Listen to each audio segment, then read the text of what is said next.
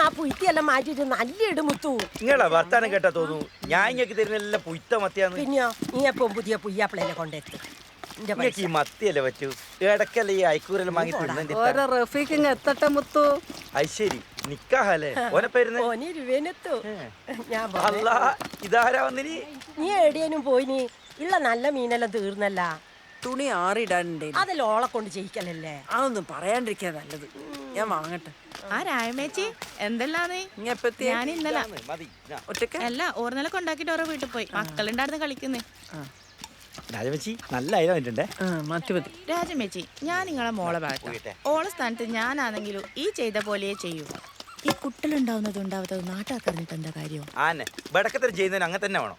അല്ല ഒരു കല്യാണം കഴിഞ്ഞിട്ട് ഇപ്പത്രേ 1 കിലോ അങ്ങനെ ഇനി 1 കൊല്ലം കൊടുക്കറു. 1 കൊല്ലം തന്നെ ജാസ്തിയാ. ചെലപ്പോ ഓരെന്തെങ്കിലും പ്ലാനിങ്ങിലായിരിക്കും. ആന്ന് ഇപ്പോഴത്തെ പിള്ളേരല്ല ഇങ്ങനെയാന്ന് മാറ്റി മാറ്റി വെക്കും. പിന്നെ അങ്ങോട്ടൊന്നും ഉണ്ടാവുകയില്ല.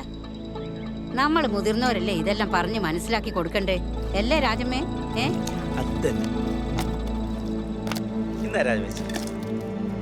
ചോറ് വറക്കാനുണ്ട്. മാറ്റി മാറ്റി വെക്കും. പിന്നെ അങ്ങോട്ടൊന്നും ഉണ്ടാവുകയില്ല. നമ്മൾ മുതിർന്നവരല്ലേ ഇതെല്ലാം പറഞ്ഞ് മനസ്സിലാക്കി കൊടുക്കണ്ടേ അല്ലേ രാജമ്മേ?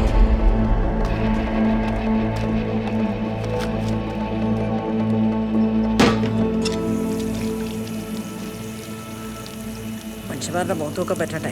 അറിയാൻ ഇനി ഒരാൾ ബാക്കിയില്ല. എല്ലാവരും ഇത് തന്നെയാ പറഞ്ഞോണ്ടിരിക്കുന്നത്. നാട്ടാരെ മിട്ടത്ത് ചായ ഒഴിച്ചാ ഒരു പറയാണ്ടിരിക്കുക. കുട്ടികൾ വേണ്ടാന്നുള്ള ചിന്തയേറ്റം ഉണ്ടെങ്കിലേ ദൈവം പൊറുക്കൂല. അറിഞ്ഞില്ലെന്ന് വേണ്ട. ഇത് മനുഷ്യന്മാര് മാത്രം കൂട്ടിയാ കൂടുന്ന ഒന്നല്ല.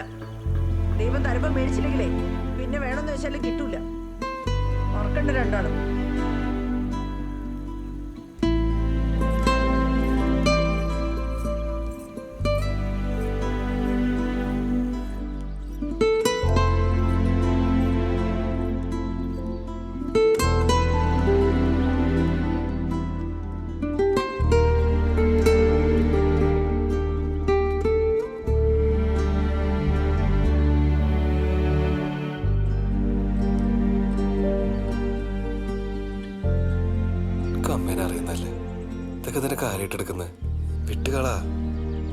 അമ്മ എന്നാ പറഞ്ഞത് അമ്മന്റെ മോന് മനസ്സിലായിനാ? നമ്മളിതെല്ലാം അറിഞ്ഞോണ്ട് ചെയ്യുന്ന അമ്മ പറയുന്നു.